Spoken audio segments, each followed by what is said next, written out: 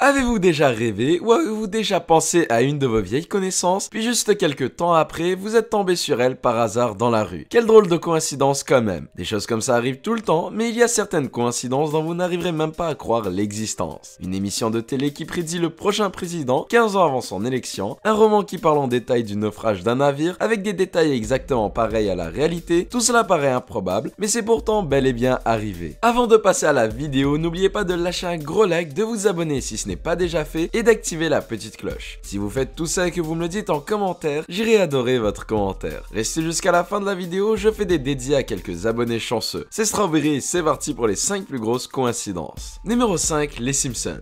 Les Simpsons ont quand même réussi à prédire une tonne de choses au fil des années. Leurs prédictions sur le fait que Donald Trump allait devenir président étaient absolument stupéfiantes. Internet et les médias sociaux ont fait buzzer cette image dans laquelle on voit le vrai Donald Trump, président, descendre un escalier, alors que dans les Simpsons, son personnage le fait aussi. Mais malgré ça, c'est totalement faux. L'épisode dans lequel on peut voir ça date de 2015, soit quelques temps après que l'image de Trump descendant les escaliers ait été prise. Désolé de vous décevoir avec ça, mais ça ne reste pas moins que les Simpsons ont réussi à prédire beaucoup de choses avec Trump. Durant un épisode des Simpsons datant de 2000 cette fois-ci, la présidente Lisa doit gérer un chaos financier laissé par son prédécesseur. Et ce dernier est nul autre que Donald Trump. On espère tout de même pas que cette prédiction-là se réalise. Numéro 4. Parfois, on peut avoir beaucoup de malchance. Rajoutez à cela des cas de coïncidence uniques et vous obtenez des histoires absolument incroyables. En 1974, Neville Erskine conduisait son scooter sur l'île des Bermudes lorsqu'il s'est fait mortellement frapper par un taxi et qu'il en est mort. Un an jour pour jour après cela, en juillet 1975, son frère Erskine conduisait la même mobilette lorsqu'il s'est fait lui aussi frapper par un taxi et qu'il en est mort. Vous pensez que ce n'est pas assez de coïncidence? Les deux frères étaient chacun âgés exactement de 17 ans lorsqu'ils sont morts. Mais ce n'est pas tout. Le taxi qui les a tués était le même les deux fois et il était conduit par la même personne lors des deux accidents. Il y a même une rumeur selon laquelle le taxi conduisait les mêmes passagers pendant les deux accidents. C'est juste incroyable. Numéro 3. Voici une photo du légendaire italien Enzo Ferrari. C'était un des pionniers de la course automobile et il est le fondateur de Ferrari. L'autre image est celle du footballeur allemand Mesut Özil. Né en Allemagne, Özil est un joueur international qui joue en sélection nationale allemande, qui a joué avec le Real et qui joue maintenant pour Arsenal. Les deux se ressemblent comme deux gouttes d'eau, on dirait presque que c'est la même personne ou qu'à la limite ce sont des jumeaux. Mais non, ce sont deux personnes bien différentes. Bien qu'ils sont très similaires, la vraie coïncidence reste quand même qu'Enzo Ferrari est mort en août 1988 et qu'Ozil est né seulement 2 mois plus tard, soit en octobre 1988. Qui sait, peut-être que c'est Enzo Ferrari qui s'est donné une nouvelle apparence. En bonus, voilà même une image d'Ozil avec sa Ferrari. Vous ne pouvez plus dire qu'il s'agit d'une coïncidence à présent. Numéro 2, le Titanic.